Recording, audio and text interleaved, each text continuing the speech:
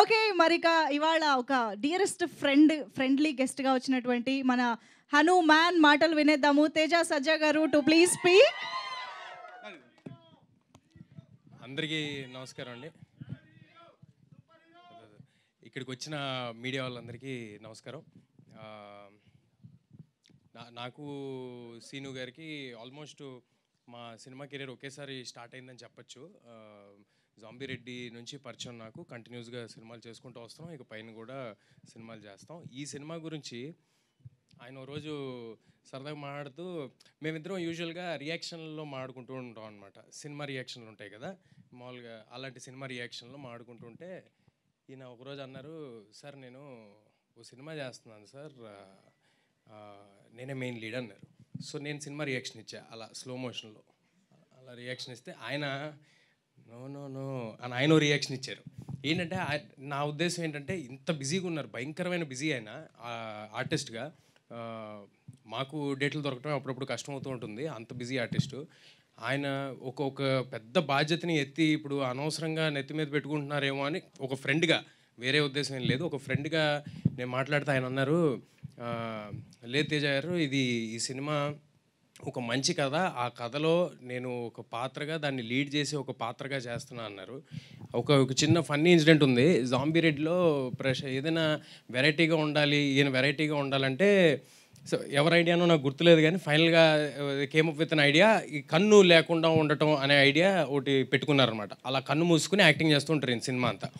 So అలా అది చెయ్యంగానే విపరీతమైన ఒక లాఫ్టర్లోకి అందరు వెళ్ళటం, ఆ కన్ను మూసి పర్ఫామ్ చేయటం అనేది చాలా కష్టం ఉంది, ఎందుకంటే కళల్లోనే పర్ఫార్మెన్స్ అంతా ఉంటుంది.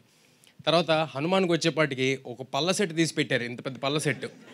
సో ఆయన అప్పుడప్పుడు నేను ఎదురుగుండా నుంచి రియాక్షన్లో డైలాగులు చెప్తుంటే ఆ పళ్ళ సెట్ నాకు వస్తుండే, నేను క్యాచ్ పడుతుండేవాడిని రియాక్షన్లో. పట్టుకుని పెట్టుకోండి సార్ మళ్ళీ అని ఇస్తుండేవాడిని అనమాట. సో ఇలాగా ఆయనకి ఏదైనా ఒక ప్రాబ్లం పెడితే ఆయన ఎక్సెల్ అవుతారు.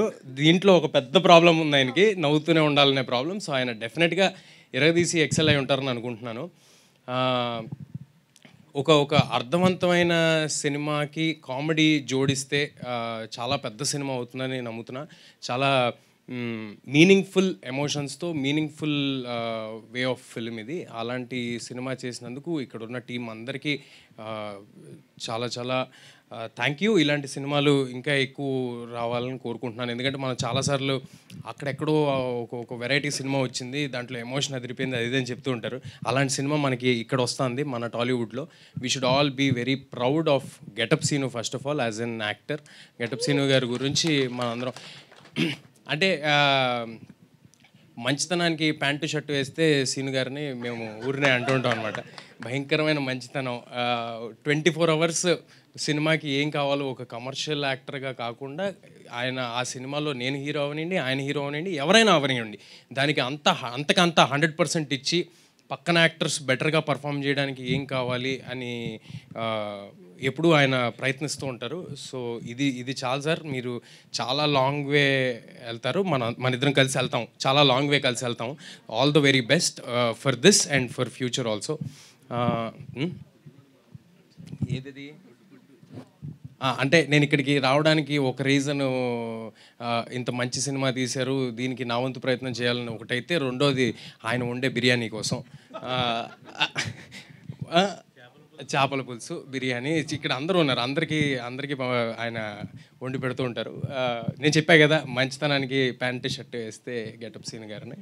ఓకే, సో దీంతో ఇక్కడతో సీను గారి గురించి వదిలేసి, అంటే కామెడీ చేయటమే చాలా కష్టమైన విషయం అండి, అన్నిట్లోకి బిగ్గెస్ట్ టాస్క్ కామెడీ. ఎందుకంటే లొకేషన్లో 100 ఇష్యూస్ మధ్య వర్క్ చేస్తూ ఉంటాం. సో అది మనం చేసేది నవ్వుతారో లేదో ఆడియన్స్ థియేటర్కి వెళ్ళేంతవరకు మనకు తెలియదు. సో కామెడీ బాగా చేయగలిగితే, కామెడీ బాగా చేసేవాళ్ళు ఏడిపిస్తే ఎలా ఉంటుందో ఆల్రెడీ మనం ఒకసారి బ్రహ్మానందం గారు చేస్తే చూసాము, మల్టిపుల్ టైమ్స్ చాలామంది చేస్తే చూసాం. ఈసారి గెటప్ సీన్ గారు మిమ్మల్ని నవ్విస్తూ ఏడిపిస్తారని నేను మనస్ఫూర్తిగా కోరుకుంటున్నాను ఈ సినిమాతో.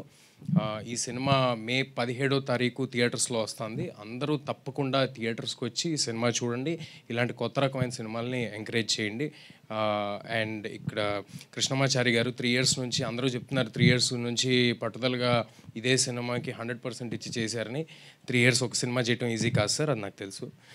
Congratulations and all the very best. ఈయనకి సపోర్ట్ చేసిన Prashanth garu, producer Prashanth garu, Rajesh garu, all the very best sir. కంటెంట్ని నమ్మి ముందుకెళ్తున్నారు. మీరు ఇలాంటి సినిమాలు మరెన్నో తీయాలని కోరుకుంటున్నాను. This is your first film right? Ankita garu, all the very best and welcome to Telugu film industry. Harshavardhan Rameshwar గారి పాటలు నాకు చాలా ఇష్టం అండి. సీను గారు నాకు ఎప్పుడో చాలా స్టార్టింగ్లో ట్యూన్ స్టేజ్లో ఉన్నప్పుడు వినిపించారు, రాజు యాదవ్ చూడు. నేను విపరీతంగా ఎంజాయ్ చేశాను ఆ సాంగ్.